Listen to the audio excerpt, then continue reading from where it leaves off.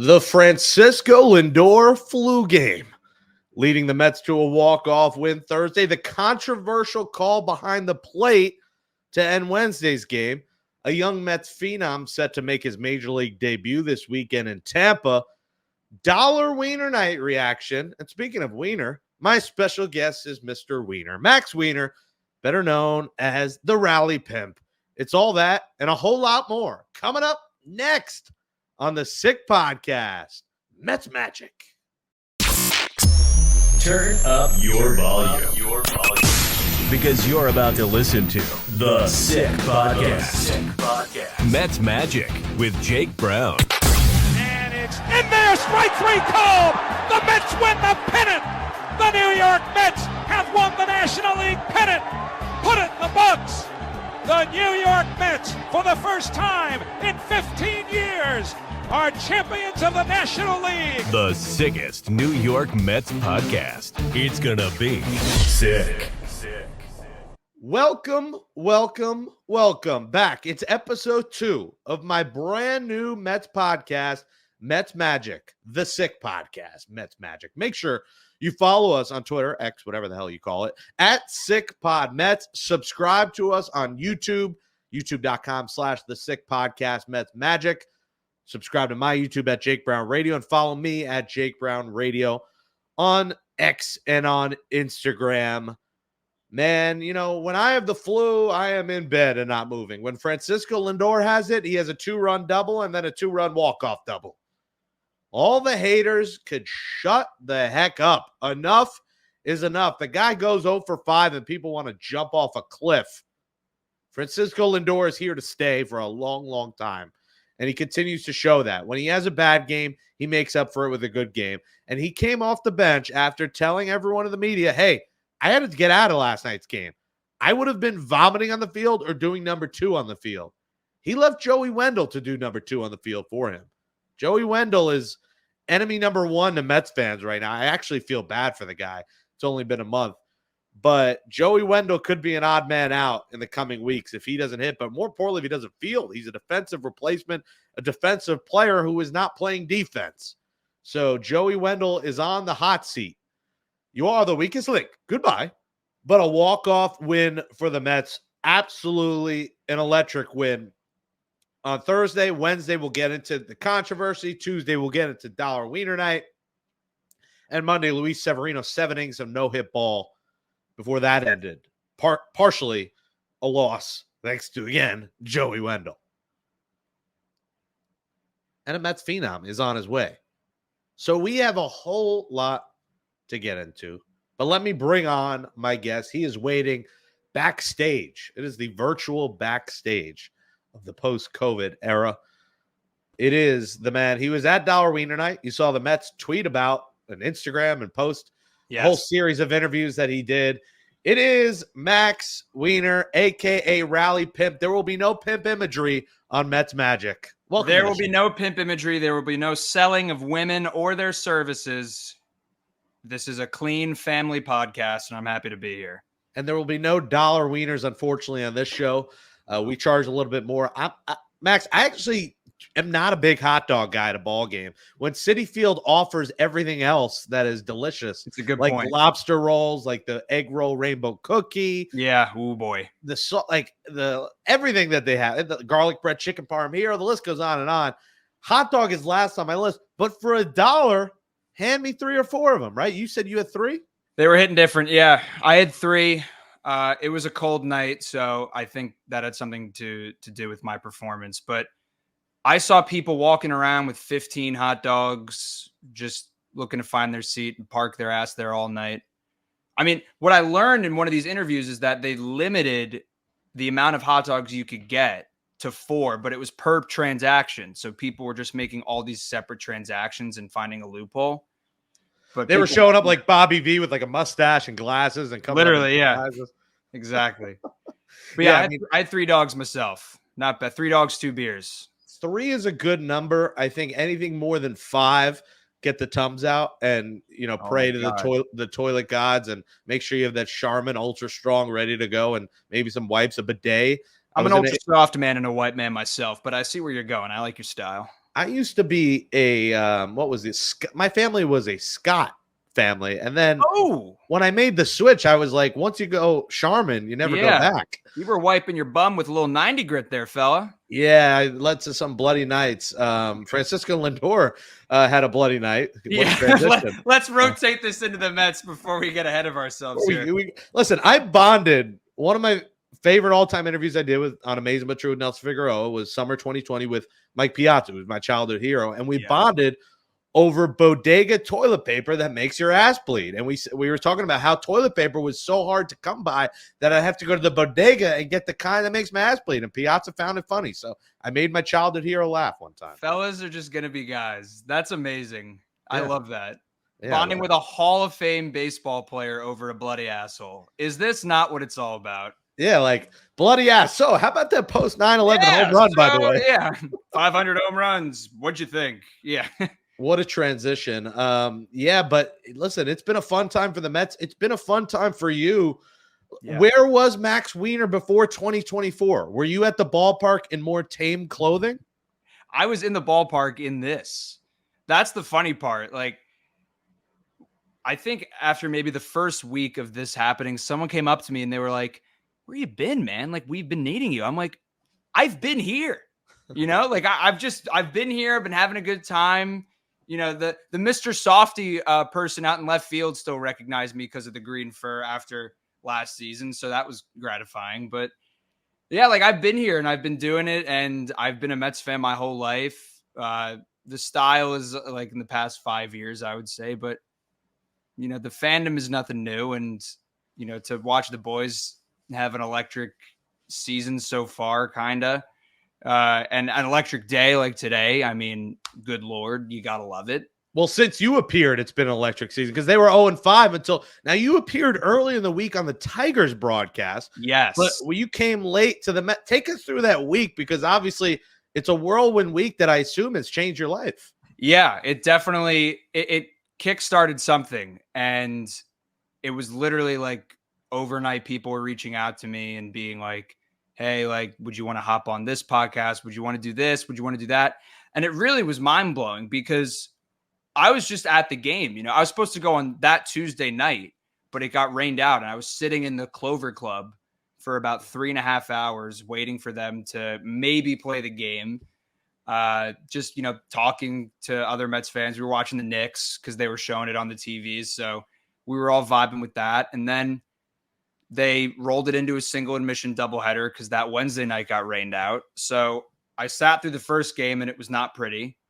And then I was sitting through the second game, and I think it was around the fourth inning that Johnny Kane of Bally Sports Detroit, he started walking towards me, and I saw his microphone and I saw the Bally logo, and I was like, all right, well, I feel like this is a Detroit thing that's about to happen. And he popped down and we had a great little interview, a great little talk. So I knew that Detroit people were going to see me at some point, but I didn't realize that SMY was also going to pick me up. But then afterwards, people kept texting me like, hey, like, do you know that you're on SMY right now? And I was like, what do you mean I'm on SMY? They're like, they're showing you, and Gary, Keith, and Ron are all talking about you. And I was like, what?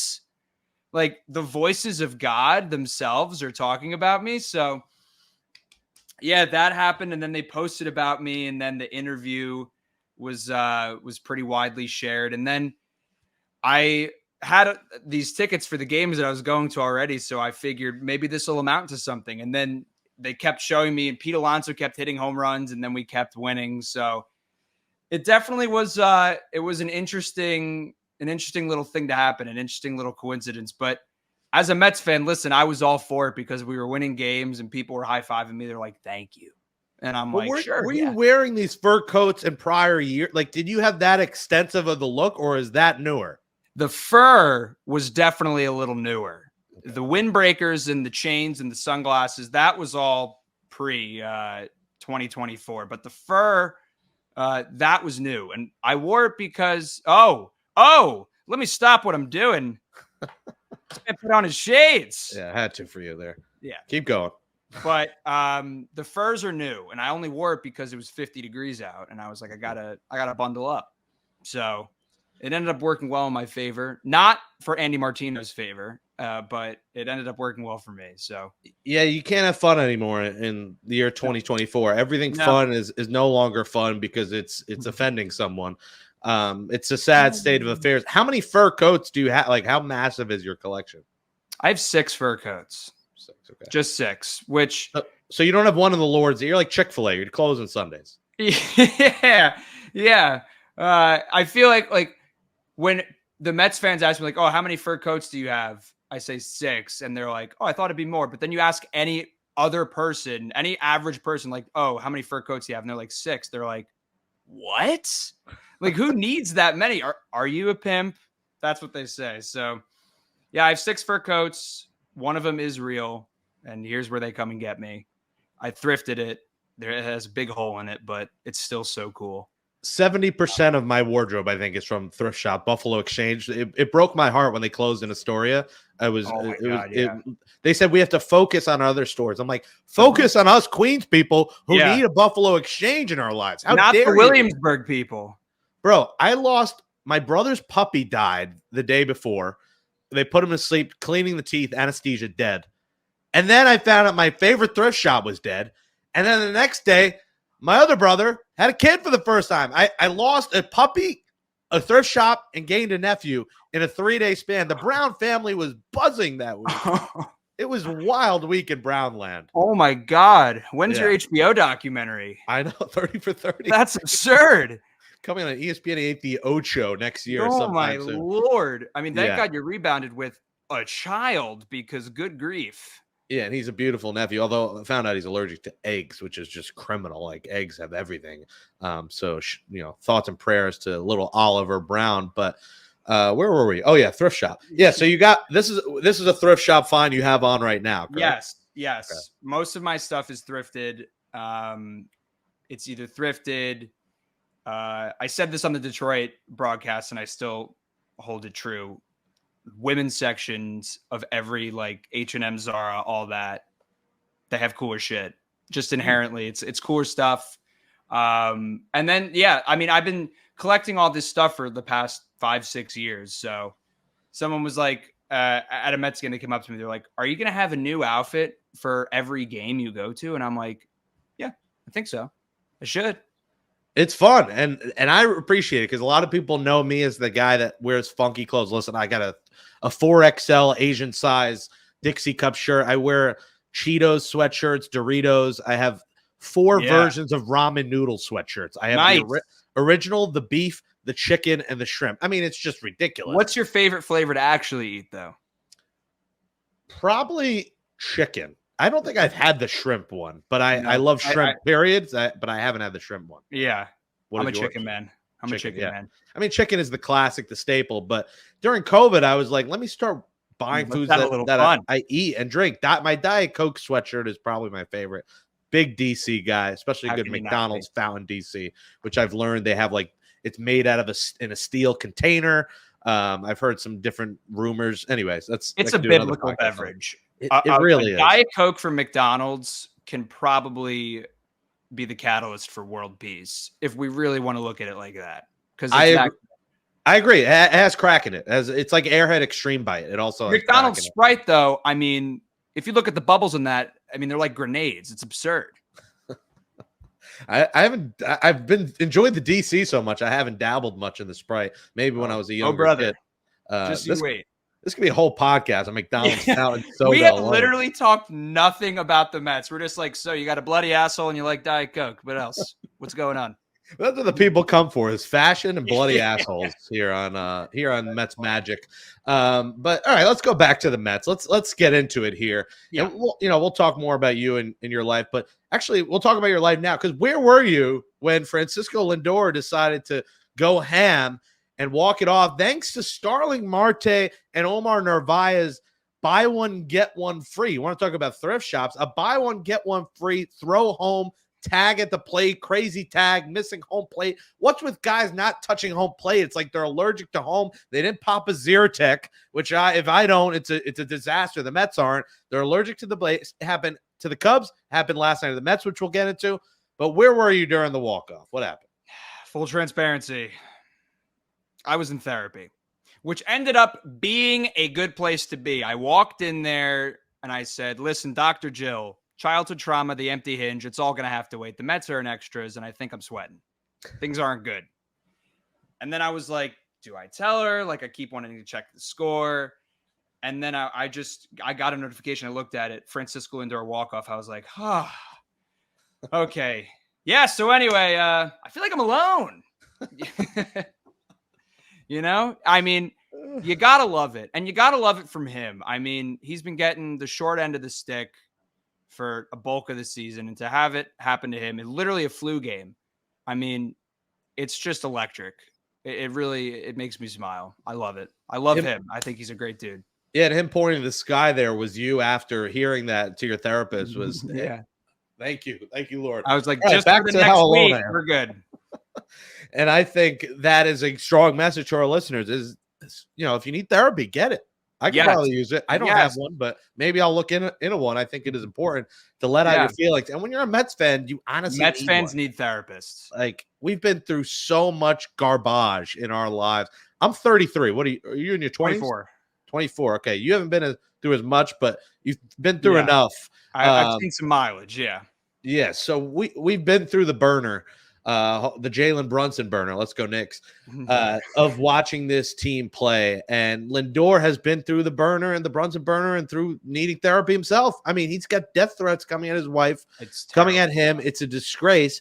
And it seems like every time he does have a 1-for-5 max, the next day he hits a big home run, has a big hit. Yesterday's the flu. He said he was going to vomit. Today he doesn't play the first half of the game. Then Joey, as Frank the Tanks will say, Wendell, because I almost feel bad for Wendell too, because he's only been here a month and everyone wants to kick him out of town. And he will be out of town because if he's not playing defense either, there's no point to keep him, because that's why he's here, is because he can play all these positions. But apparently he hasn't been playing them well. But, these guys need therapy too. Like Francisco Lindor has been through it, and you're so happy for the guy, because those haters, the people saying things on Twitter that boo him, that send the messages, we're all once again shut up. And that's the guy you want to hit there. Because listen, with Pete Alonso struggles, bases loaded, striking out, with Alonso not touching home Wednesday somehow, some way with a dumb slide. A guy like Lindor, who is a leader of this team and who's here for the next decade, who actually has a contract, unlike Pete Alonso, you feel just warm, fuzzy feelings like your hair about that guy. And, going to those early games when people would boo him, I mean, it's New York, so obviously there's going to be a little bit of hostility, and you can't escape that. But you look at who he is on the field, who he is in the clubhouse. I mean, the man is a natural born leader, and he's got a hell of a glove, and he's a hell of a ball player.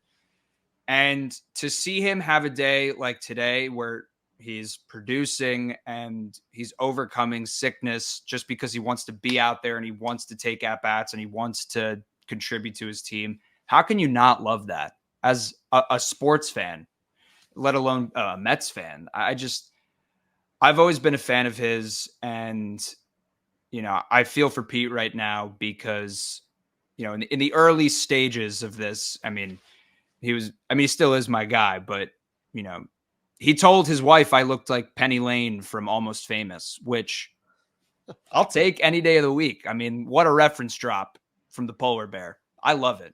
Has he and other players, have they DM'd you or hit you up, or players' wives, have they hit you up? Have you been hit up tell us any cool people that you've been have reached out to you recently? Well, I met Steve Cohen, which was really, really cool. That picture is hanging in the Louvre. Yeah. Yeah, that was pretty nuts. I mean, just to literally go from being a fan to meeting Steve Cohen in the span of like 3 weeks and to have him be like, I love what you're doing. I love the contribution. I love the vibe you're bringing to the stadium. So it was so, so cool. And he's literally the nicest guy, and his suite is like a spaceship. Yeah. What'd you eat in there? Do you have caviar? What'd you have? They had everything that they had in the stadium. I'm going to get so much shit for this. I didn't eat anything. Oh my God. Because I was like, I don't know what my place is. Like, I don't know. You know what I mean? I was like, he has unlimited food. Eat everything in sight. It was a hard botch. We'll call it a hard botch. So God, you win some, you lose some.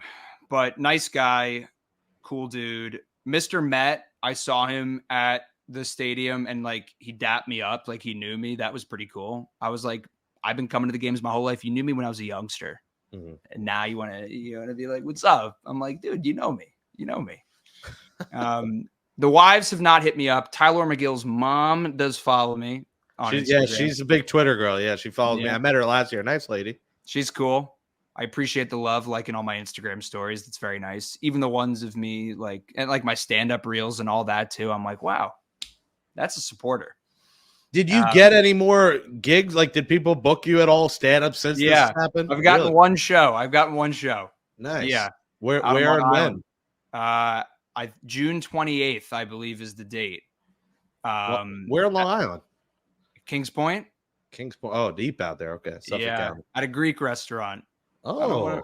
I don't want to. Are you going to announce this soon, or is this you haven't announced this yet, or is it not? I haven't announced it yet, just because it got confirmed very recently, and they still have to make the flyer and whatnot. But yeah, well, you just Adrian Wojnarowski'd here. You Woj-bombed. I just Woj-bombed on Mets Magic. World. Yeah, Kings Point. All right. Well, we'll stay tuned for that. That's pretty cool. But yeah, big miss on your part not eating. That's one of my favorite things. When I'm in the suites I just have a feast. So that is a mistake, but definitely cool to be in the owner's box. Yeah, and with the Cohen family. Alex Cohen is great as well. Very nice. Literally does a lot of charity work. Yep. Yeah, and I met Josh too, and he was really, really cool. Just like, not even because meeting them is obviously really cool, but just having Mets fans come up to you and be like, Max, like, what's up? Can we get a picture? Like, I love your vibe. Like, just stuff like that is so cool.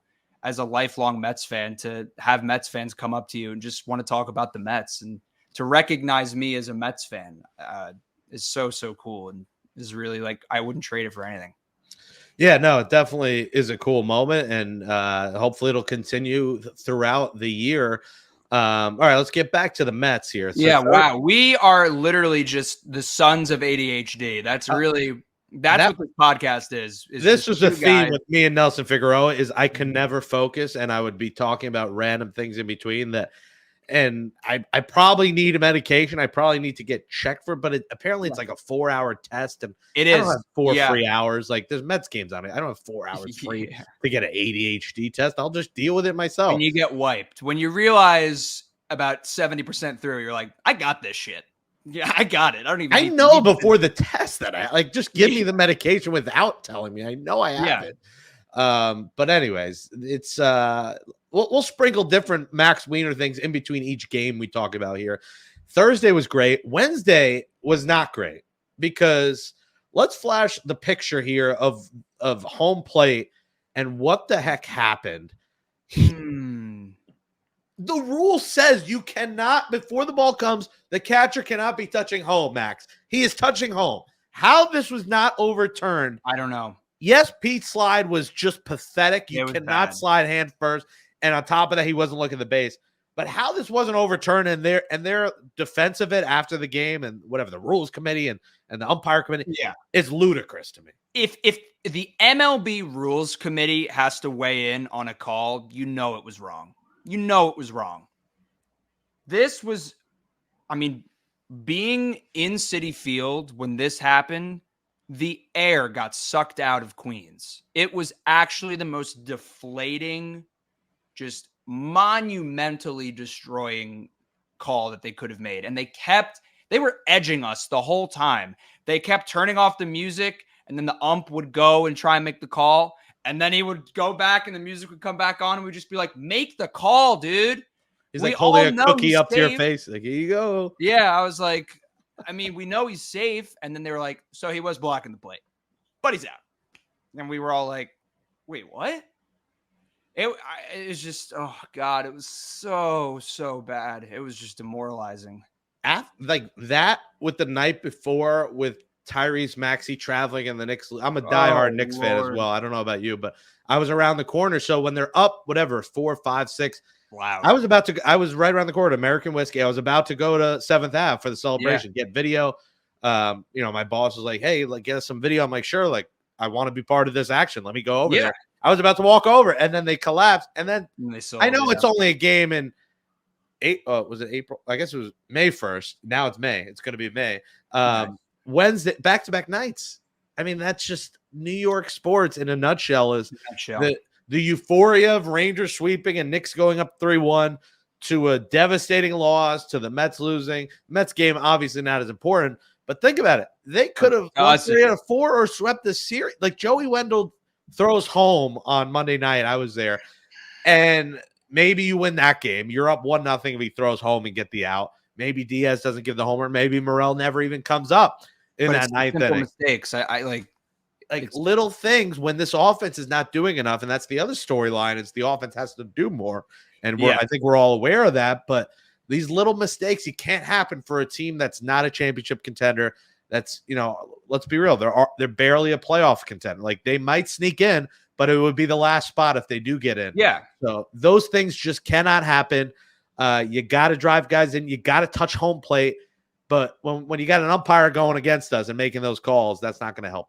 Same thing today with the batting helmet on second base as an extension of the runner. That's not a rule. Mm-hmm. And then they were like, oh, well, he should have been out. Like, what good does that do Mets fans that they were like, yeah, well, coulda, shoulda, woulda? They've never seen it. I don't think I've never seen that. When we watch a lot of baseball, I've never seen a guy use a helmet to be on the base. I guess the rule says I don't think I have either. I don't think it's I guess, did they say that the rule was that he should have been out there? They said I think I read that they said that he should have been out. Mm-hmm. And I mean, thank God we won the game in the end, but if we lost, I'm sure that would have been a big contributing factor amongst other things. But listen, going back to Wendell and these like small little things, at the end of the day, like it's Mets baseball. Like in the however many years since 1962, that like avoiding that has been our plague. Is just like the small things that add up to bigger losses. But I think like when you look at the positives right now, when you look at like a guy like Sean Reed Foley, Reed Garrett, Adam Ottavino, having depth like that in the bullpen, huge. We still have Edwin Diaz. Like, yeah, he gave up a home run, but he's still Edwin fucking Diaz. Like, he's sugar. He's that guy. He's legit. So we have so much depth in our bullpen. And we still have some good contribution from our bats. Obviously, it could be a lot better, but every now and then we still have some good. We put up 5 runs today, or 7 actually, by the time the game ended. So. And they fought back. I mean, it was a team that looked dead in the water. They were down 4-0, and then it was 4-2. Then it was 5-2. Then it was 5-4. Then it was 5-5. I mean, they never say die. The cardiac Mets, cardiac Mets. This show's called Mets Magic. There's a lot of Mets magic so far this season. They don't say die. And I think that is a mantra that is great. And it's under a manager who I think a lot of fans like right now. I think a lot of people like Mendoza, and they loved hearing that hot mic. I mean, you had ass in the jackpot from Terry Collins, and now you got Mendoza after the game Wednesday cursing out the umpires. And I think when they win and they walk it off, you saw the celebration. He like fired up. He's high-fiving guys. He's simple but sweet. That's how I would describe one of the guys. He's one of the guys. He's getting onto their level. He's saying, I'm with you. I want to win as badly as you do. And that's exactly what we need in a manager. And you needed to see that from him because I think he has been a little quiet so far. You were waiting to see that heat and that fire. You saw it after the game, and you saw it in the presser. He said they messed up. And I love a manager that will say it how it is. He said, yeah, we got to move on to the next day. Yeah. They screwed up. Like, don't sugarcoat it and say, I'm not going to say this in case I get fined. I'm only here so I won't get fined. No. Yeah. Tell us the truth and nothing but the truth. Exactly. So help me God. Yeah. And that's what Mendoza did. And I think he's earning Mets fans praise, and rightfully so, for a team over 500 that's 5 games out and that split this series. And like we said, could have won this series. And one of the games they did win the night before was, DJ Stewart's go-ahead 3-run homer was not the story. It was the dollar wieners. I mean, the PR behind this, Max Wiener, was about the wieners. And, listen, my mom's a math teacher. 44,269 hot dogs on Dollar Weiner Night. My math tells me the Mets got $44,269. And a new Citi Field record, I sure hope so. Because even in a playoff game that has 44,000, Citi Field's around 42.5 plus standing room. It holds around 45. So that's essentially a sellout crowd if you put a hot dog in each seat. It's a sellout at Citi Field. Yeah. And I can't imagine any other game, even a full crowd, because like I said, a lot of people want the finer food that's Citi. You have the traditionalists, the Wiener traditionalists. Mm-hmm. But I think everything about this, while it was mocked, and did they show? I didn't see. Did they? Was Richard or Seymour? Sorry, Dick Weiner would have just. I mean, the world would have exploded. Well, did they show him? Was he there? If that man exists and he likes the Mets, we need you. We need the Avengers to assemble between me, Seymour, and Richard. Now, I hope they. Now more than ever. There'll be another earthquake in the city. I swear. I hope Richard Weiner listens to this and he comes out. He's like, I'm the biggest Mets fan. And then the three of you do assemble. Did they show Seymour? Was he at the game? Because I hope he either was there or got a check for all the advertising that they used. Right? Like, you wonder, did they compensate him at all for his efforts? He was not at the game. He sent in a video message that they played before the game. And it's so funny. I was walking around before the game and some guy came up to me and he was like, congratulations. I was like, oh, like, thanks. And he's like, make sure you're here for the pregame. And I was like, what does that mean? I was like, why'd you say it like that? Like, what's going to happen? What pregame? Like, and then, so they showed Seymour and it was amazing. And his daughter was there, Beth Weiner. She was there. And I was there with, my hot dog tattoo, Max Weiner. I was like, I couldn't miss this for the world. Like, literally not for anything for me to miss Dollar Dog Night. And it was fun. I brought my friend and we had a great time. Sat out in left field. Everyone was vibing. Caught some foul balls. It was cool. Have your DMs been flooded since this has happened? Like, kinda. Like, not like to the point where I can't answer anyone. I think people just been like swiping up on my stories to be like, go Mets, like things like that. Like nothing super crazy. No sup.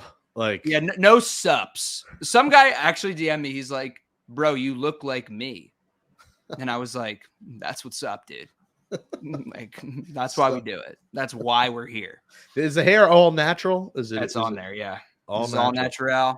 Nice. No hair. Although it's basically, it looks so much like a wig that when someone asks me, is that your real hair? I go, no. They're like, okay, that's what I thought. Yeah. Well, you never know these days. Listen, I could probably rock a wig. I love the bald look. My hair was receding. I gave up the fight at your age. I think I was 24 or 25. You rock it very well. And I rub the cocoa butter. I say, make 3 wishes. I grant your wishes.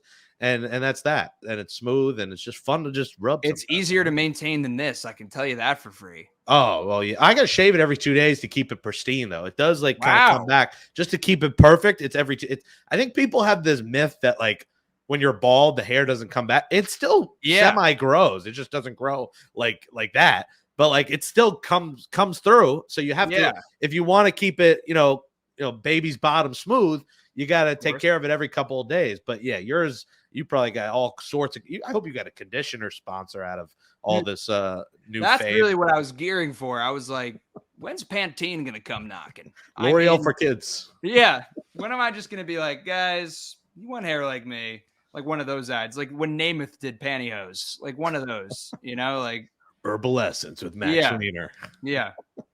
It's coming. The day is coming. Yeah, that is a lot of upkeep. And it's a lot of upkeep to put, a lot of dollar wieners in your mouth. I mean, it's just the guy that blew up, I think, had 9 and he had 10 beers or something. He had a shirt that the point of the 9th inning, they had to throw him out because people were throwing hot dogs at him. He did the 9-inning challenge in 8 innings. I don't think people are recognizing how impressive that is. The 9-inning challenge, for those who don't know, is 9 beers and 9 hot dogs in 9 innings. So just a beer and a dog an inning. He did it before the end of the game. And I think actually he had 11 beers and 10 hot dogs, if I remember correctly, which is even more impressive. This man is a national treasure. He was actually on the We Gotta Believe podcast. They had him on. Oh, and he wasn't that either. Like he was like a skinnier guy, which is I'm like, where did this? He must have got stoned before the game because that's the only way that opens up your belly is some PEDs. Yeah, it's either that, either PEDs or Superman.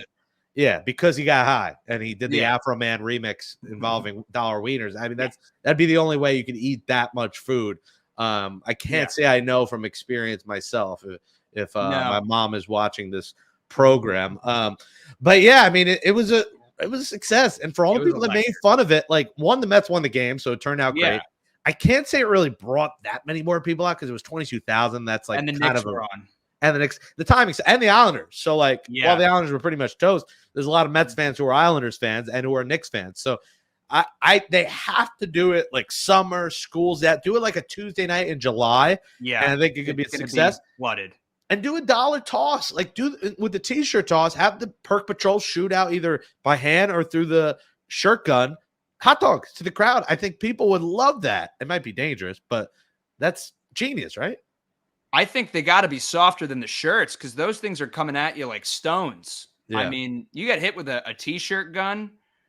I mean, that's like a BB gun, if we're being real, because they roll them up real tight and then flume. They just come right at you. A dog, that's nothing. They actually had no in-seat hot dog guys, which would have tripled their sales. It's probably smart for the best. I was a little confused by that personally, but still, you do bring up a good point. If that were in July, it would have looked like the World Series in 2015. Like people would have been there. It would have been electric. And I was a lock to go. I told you I was going to come talk to you there at the game. And once the Knicks, I had to be by the guard. I mean, it was just too big of a Knicks game. I had to be around the scene of. You share the same sentiment with a lot of people. I could tell that because they kept showing the score on the Jumbotron and people were going nuts, especially in the fourth when they started to go up a little bit. The place, I mean, you heard the fuck Embiid chants, like everyone was like going crazy. And then someone sitting behind me, the verbiage was so perfect. He goes, gee, the Knickerbockers are really selling this game. And I was like, oh. I was gonna say they show the final score, but I guess the game was over when the Knicks game ended. Yeah, it timed out perfectly because it went into OT. So like by the time everyone was leaving the Mets game, the Knicks game had just ended too. So, and that's when you wish you had a bar, like because K-Corn I don't think is now open after games, which is just serious insanity. They're closed. Like every time I walk by there after a game, it's closed, which is just bizarre. And I'm sorry, Ebbs is just not as fun. I mean, Ebbs is fine, but I don't even think I don't know if they have TVs. They might. I have done a few live podcasts there, but it's like McFadden's back such a nice bar. I get what you mean. Like you want it to be open. It's massive. Yeah. It's the perfect spot for a post game. Like McFadden's days. I remember I was dancing on the dance floor with my Juan Lagar's bobblehead. Wow. Before COVID. Yeah. Remember Juan Lagar? Lord. He had his own bobblehead day. Everyone gets their own bobblehead day. I love Juan. Well, one guy we hope gets his own bobblehead is Christian Scott. Look at that transition. Finally, the young media training, huh? Listen, I've been doing this for a decade. I'm an old man now, but the Mets plan to promote the top pitching prospect Christian Scott this weekend. Scott a 3.2 ERA over 5 starts at Triple-A Syracuse. I mean, people have been waiting, and right now, Max, they're going to go a 6-man rotation, but Adrian Hauser looks like a guy who's on his way out of this rotation. He is almost a walking loss every start, and I want to give him the benefit of the doubt. I want to say, hey, let's consistent warm weather. Let's see him for about 3 or 4 more starts. I don't want to judge him just off 5 starts, but an 8 ERA is an 8 ERA. And while he's had like 2 decent starts, the rest of them he's gotten thumped. And for now, they'll do 6-man rotation. Severino gets an extra day. But when Kodai Senga's back, and if Christian Scott shows us something here, I don't know if you send Hauser down or DFA him, but I think a change is coming here in Queens that I think a lot of fans love to see. One, the Mets' quick decision-making when it came to, cutting guys and DFAing relievers, and Tonkin, who gets DFA'd 6 times. They're quick to say, hey, you stunk, you're out. And we understand you have families, you have lives, we feel bad, but if you stink, you're out. And I think the past regimes, and me and Figgy said this last week, have kept guys around for way too long. The Mets, I think, are going to pull the trigger here if Senga comes back, Memorial Day or June 1st and say, bye, Adrian Hauser, hello, Christian Scott. Listen, you can't give your hitters a 4-0 hole to work out of at the start of every game. That's just not fair to anyone. And It's a lot of walks. It's a lot of earned runs. And, like you said, he had a couple of those really good starts where you were like, well, we're getting that rotation back. But if Christian Scott produces, and God bless him, I hope he does, because that would just be amazing for Mets fans to have all that young talent with Beatty and Vientos and all those guys. Yeah, I don't really see how he could have a place on this team. I don't, because it just keeps getting worse. And the skid has to stop. Like you said, like they just got to cut it off when it's bad. You just got to cauterize the wound. It's got to end. And you still got Tyrone Taylor in that trade. So it wasn't like the trade was a complete bust. You traded a pitching prospect. And I think the hype is real right now surrounding Christian Scott because the Mets don't have a lot of pitching talent in the farm. They haven't in a while. I mean, he's one of the most touted pitching prospects that they've had. I mean, we all know about the rotation that was with Syndergaard, but he came here in a trade. We know about Harvey and DeGrom and Matz. Like, that was the dream rotation, and then they all went to crap. Like, they got traded, they sucked, the cocaine got them, whatever it was. The cocaine do be getting you. Yeah, I mean, Matt Harvey knows a thing or two about, making it rain at the One Oak back in the day. But listen, it happens, but now it's time. Christian Scott, it's your time, kid, and doing it in Tampa. Not a lot of pressure, probably more Mets fans than Rays fans there. A Tampa team who is off to a bad start. I think it's a good spot for him with little pressure on the road in that funky stadium to really show himself. And if he does well, I think he's going to stick. I don't think this is a Mark Vientos situation where they say, okay, Sanga's back, we'll send you down. Vientos is different. You don't really have a spot for him every day in the lineup, and you want him to get consistent at bats. But, if Joey Wendell stinks, he could be the guy. But if not, Jose Iglesias. Iglesias is a guy who's won a championship before. He's hitting 280 plus in AAA Syracuse. He can play the infield positions. I think the Mets have a very easy Joey Wendell replacement. Yes. And I don't think there's an issue there. But pitching is an issue if they lose another guy. Like if Severino go to the IL after Scott, you're going to the Joey Lucchesi of the world, who's been good so far, but we've kind of been down that path. Yep. You're waiting on McGill come back. Remember, David Peterson is rehabbing. So there's another pitcher on his way back. Yeah, he's finally, rehabbing from that hip surgery. So he's another wild card. But again, wild card. He's very inconsistent. I've heard that name since Nam. I know, since like the Bush presidency. It's been a while since we heard David Peterson, and he's on the horizon. So the Mets have some things in the pipeline coming here. And I think moving forward, this team has some positivity, but it starts with driving guys in, complimentary baseball, moving guys over, correct slides in a home. Yep. And all these things come together. It's not, this team's been fun to watch, but there's some little things here and there, Max, that have been frustrating. But it's not a lost team. It's a fun team to root for right now. Exactly. It's gonna get ironed out. We're in the beginning of May. We still got a lot of ball games left, whole lot of season to get through. And like you said, there's a lot to be excited about with Christian Scott and Iglesias. And we still Vientos. Look at the magic he produced. He's still in our system. He's not going anywhere.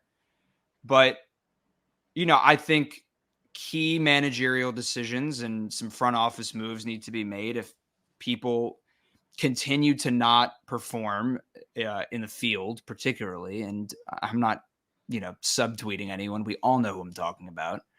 Well, there's one other guy that we haven't addressed who people are talking about, Max, and that's Jeff McNeil. I think McNeil, I think at some point this season, you're going to have to look at the trade market with Jeff McNeil and just fish other teams. It is sad. I don't want it to be true. I love Jeff McNeil. I love Jeff. Very good. No, and it's inconsistent for Mets fan standards. But what I think he brings, a homegrown Mets guy, been with the organization his whole career, is on a decent contract with the team. But again, when it gets down to crunch time, who would you rather have? The guy who's been here the whole time, or the guy who you can bring in and can produce in his spot? And that's unfortunately the business of baseball. Look, the Mets got rid of Tom Seaver. That just tells you all you need to know about the game. The Yankees got rid of Babe Ruth. it is what it is. And I love Jeff, and I pray that, his hitting gets turned around, because let's not forget he was a batting title champion 2 years ago. He hit 336 that year, something insane. So yeah, I would hate to see him get traded, but if it keeps skidding, then I think the surprise factor would be completely ruined. Yeah. Well, you have Luis Angel Acuna who can play that position. That's kind of the next step here. And the other guy that, obviously was the chalk of the whole offseason, Pete Alonso's got to step it up, because he hit around two. I think it was two. What did he hit last year? He hit 217.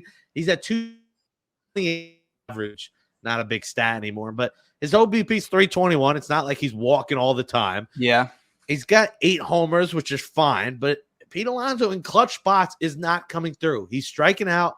He's not really moving guys over. Extra innings today couldn't move the guy over to the third. Mets almost lose the game because of it. Luckily, the play at the plate happens, and Lindor comes through. But man, you got to be worried about Pete Alonso, because if the season now, it's a long season. Long season, folks. Long season. Max, it's dumb to say this, but just we'll have some fun here.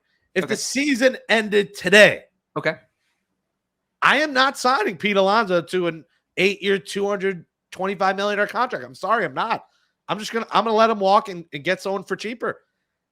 He's got to do more for me. He just has to do more. He cannot hit 220 when this season is done. If it's 240, 50, and 110, sure, that's great.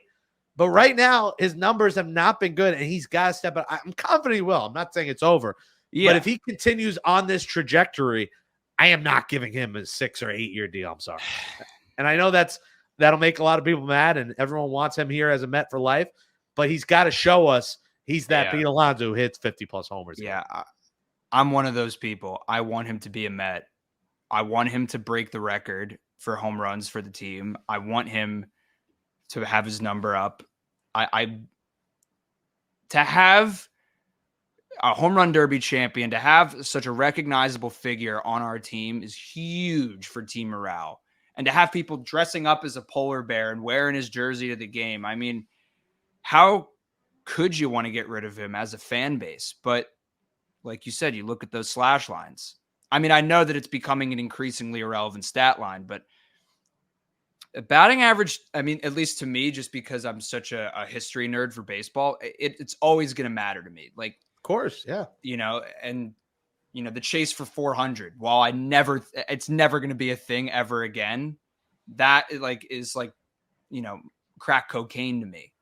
But to hit 215, to hit 210, to get a hit 2 out of every 10 at bats is tough. It's tough. It's not a $25-30 million player if they do that. So I think we both believe he will turn it around, but 100%. He better, because we know his agent. He's going to be fishing for a monster deal. Scott Boras. He wants that money. He left for a controversial agent who did not have a notoriously good offseason, with guys signing the last week of spring training. Cough, cough, Blake Snell.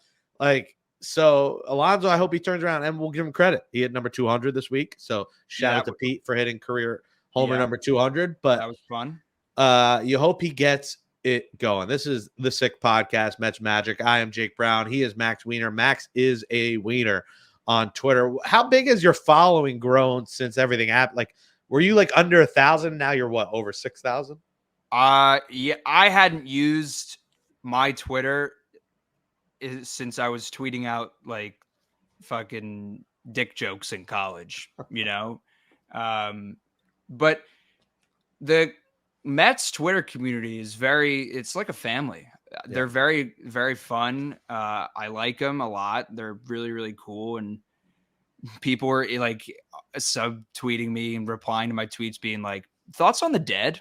And I'm just like, these are my people. These are my people. The following has increased, and I think it's cool to see the people come in and to see what I got going on, just because, at the end of the day, and when this all started, people just thought, oh, he got lucky. He wore the fur and the tracksuit and all that to the game just for the attention. And, this is who I am every day of the week. I wore this windbreaker to get butt wipes, at CVS. This is me. What is it called when we go back to something we talked about? We call that a callback, folks. I brought up butt wipes. We're going back to the start of the podcast. Jake Brown did admit he's got a bloody asshole, and he talked about it with none other than 31 Mike Piazza. It was a fun time indeed. That's cool. So like on a Tuesday on a walk to the bodega, you'll be wearing something similar to what you have on now. Yeah, and I've gotten stopped by a few people in the streets where they're like, "Oh, Max, what's up, dude? Like, go Mets. Are you going to the game tonight?" Like, you know, it's a cool feeling, right?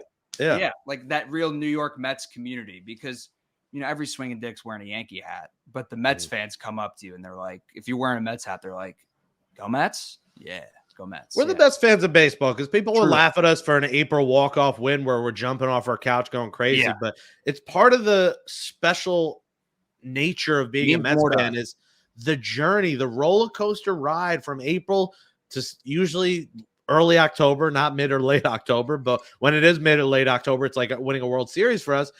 It's you know, our October baseball is Fan Appreciation Day on October 2nd. Like that's a lot of years the extent of our baseball, but we still go out to the ballpark. We still love this team, and I think this team has been fun to root for. Let's do like a little rapid fire just to get to know you a little bit to close out this episode. We're approaching almost an hour. Yeah. So, all right. Where are you from originally? Goshen, New York, Orange County. Upstate New York. Now you are in Manhattan. I'm in Manhattan. Yes. Midtown East. Can you reveal what you do for a living, or is that secretive? It's not secretive. I'm a comedian. I'm an aspiring comedian, but I also write for a photography magazine. Oh, cool. My other gig. Yeah, I went to an art fair yesterday, and then I caught the 7 train to the game. So you're a writer, a comedian, and a Mets fan. That would be your LinkedIn bio. Would be those 3 things. Yeah, exactly. Yeah. All right. What's your second favorite team after the Mets? The Detroit Tigers. Really? Yeah. Or the A's. So is there something with the Tigers broadcast company? The thing about the Tigers for me, I always like, because I don't know, I like growing up, I was like, oh, well, like I should maybe have an AL team too. And there's something about Detroit, like the tradition obviously was not going to be the fucking Yankees. Mm-hmm. No.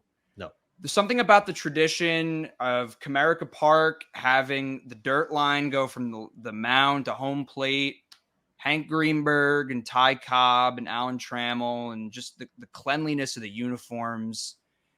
Watching like Prince Fielder, Miguel Cabrera growing up. There's something about the Tigers I always like, but I also love the A's. I love the A's. What are your other sports? You have other or are you only a baseball guy? Mets, Nets, Islanders, Jets. The Nets. Okay. Yes, it is a hard existence for me as a fan of all those teams. It is. I get it. I'm Mets, Knicks, Jets. Like I love the Nets. Jason Kidd was my favorite player growing up. So I used to, our Nets podcast with the Post we used to do, I did with Kerry Kittles, which is a guy I grew up watching. So I got to get close with Kerry, and like, I love those Nets teams. I remember, going to the Izod Center when I was a kid. Tickets were like $2. Yeah. Cheap. Oh, Vince, I had a Vince jersey. My dad got me in this auction and Celtics Nets game in Boston, and I got to go in the court and high five the players. Now I can get a credential and be in the court. Obviously, my life has changed. But as a kid, like at 15, 16 years old, I'm high fiving Vince Carter on the high five line courtside. Yeah. It was insane. So I did like those Nets teams, but just the Knicks, Allen Houston, Latrell Sprewell, those teams I fell in love as an 8-year-old. Okay, favorite band? Are you Grateful Dead? Grateful Dead. So are you a big punk rock, classic rock, oldies? Yeah. I go across the whole spectrum. I'm a huge Deadhead, and they're obviously my number one, but Zeppelin, Metallica, Pink Floyd, Maiden, Megadeth. I love John Mayer. There's an oddball in there. He's like my hero. Paul Simon, Graceland, best album ever. So I listen to all kinds of music. A lot of jazz, a lot of like just whatever's good, but I am a Deadhead, and first and foremost. So you like kind of look like John Mayer with more hair. I used to, when I had short hair, that was the big celebrity doppelganger. It was okay. I thought I was maybe lying with that, but for my 19th birthday, when he was on tour, my mom got me front row seats to John Mayer at the Times Union Center in Albany. And I went with my my roommate from boarding school. I went to boarding school up in Connecticut. And I'm screaming at John Mayer the entire concert. I'm like, people say I look like you.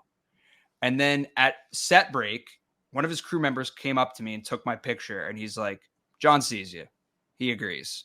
And then I was like, and then I was like, so like, what are the odds? Like I get to meet him. And he's like, go fuck yourself. Bye. Yeah. How did you not get to meet him after that? I mean, I tried so hard to no avail. To this day, so sad. But I used to get Mayer a lot. So it's funny you say that.